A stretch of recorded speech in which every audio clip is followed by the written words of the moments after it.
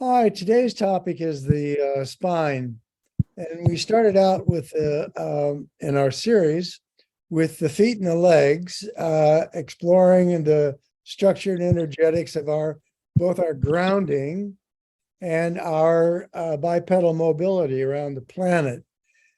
And then we went to the pelvic structure, which ties those legs together and forms the bridge and the foundation of what we're going to look at today.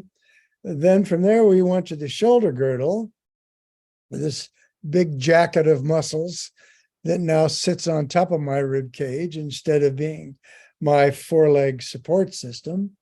Then we looked at the ribs and the entire topic of breathing in all of its structural and biochemical complexities.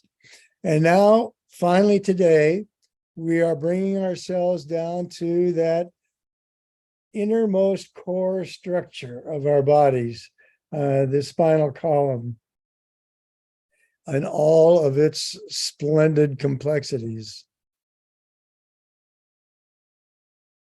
All right, my advancement is not working here. So I guess we're going to have to go to this.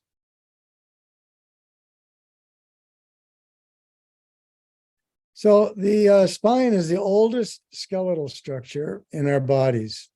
Ancient structure that has been through many phases of evolution in its relationship to the field of gravity and our structures relating to that field resting on the planet. It's the core support structure that started with fish eons ago, and from fish to amphibians and reptiles, and from those precursors in our long history, all mammals. And it is the central axis from which all other structures, principally feet and legs and ribs, have emerged. And all motions, any movement whatsoever, begins with the activation of the spinal muscles to form a preparatory core for all movements and cantilevers and momentums to take place without injuring the spine, dislocating it, and so forth. And as infants, we began our organization of movement with belly crawling, like the salamander, like the snake. And it slowly came up into a more lizard-like formation of poised on all fours, and so on through the first 2 to 3 years of our infant development, organizing all of the neurology and all of the muscularity that is necessary for us to prepare ourselves up into a final, fully erect bipedal structure. Now, from quadruped, back with the salamanders and the lizards and early mammals and whatnot, in the quadruped architecture, there are 4 posts of support, and that arch, the spine as a whole, is in an architectural arch, much like the arches in this ancient English village back here, with the stones and the vertical stones, and then the stones coming into an arch structure, which makes for a very, very sturdy support system. Note here in this picture of the quadruped how, relative to the rest of the spinal structure and the rest of the body, how small this pelvis is. It's just a little ring with a much larger hole than we have. And compare that to the relative size and density of that pelvic structure in the upright human. So the pelvis is the largest bone in the body, The sacrum, as we will see, is the largest bone structure in the spine. And all of that is there to support this vertical spine and the radical shift of gravity passing this way through our system to gravity passing this way through our system.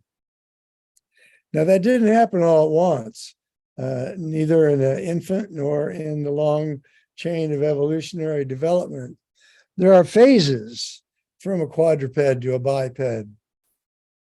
And the primates were the first creatures to start slowly letting go of these front leg supports and slowly transitioning those forelegs into arms, and a radical shift in the position of the shoulder blade back around to the back of the spine and not vertical to the ribs. In this stoop posture, you can see the reflection of how gravity has shifted from a biped, because as this creature starts to learn to let go of forelegs and begin to stand and reach up into the trees, there is an enormous amount of cantilever weight that's stressing this sacrum pelvis structure down here. You can see how huge the blades of the pelvis are relative to ours. In the ape, they reach all the way up here. That's to give a tremendous skeletal support to the cantilevered weight that is pulling down.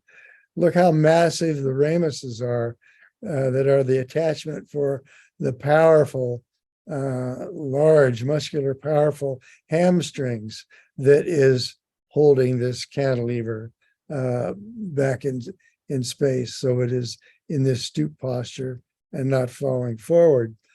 Huge muscles in the back that come all the way up to these. Look at the size of these spinous processes of the neck compared to ours.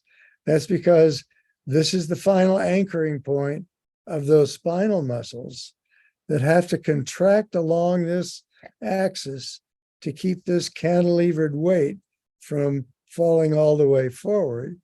And what happens when we finally achieve a fully upright posture, all of that cantilever and all of the musculature it takes to hang it out there in space disappears. And we are in a vertical stack. And we don't need all the heavy back musculature, all of the heavy hamstring musculature to support this sort of structure. We have made a leap into an altogether different arrangement in gravity with many advantages. We are not as muscularly powerful as our forebears, but we are immeasurably more agile on our feet. And this is what gives us the advantage down on the ground of being able to swiftly see what's around us, what's to the side, what's in back without having to hop this whole structure around. The speed of biped mobility that our legs give us, and this higher up the mast into the crow's nest up here, a higher vantage point from our vision that can survey a wider parameter, and so on and so forth. Many advantages that we bought coming up to this final delicately balanced, not so massive, but a new sort of agility on our bipedal feet and legs down here. And another thing that happened in this primate phase is a lot of it was spent in trees. And in the trees, the animals, the monkeys' structure, chimpanzee structure, apes' structure is hanging from limbs. And in that hanging posture, hours and hours and hours, thousands and thousands of hours, thousands of generations, begin a altogether different gravitational pull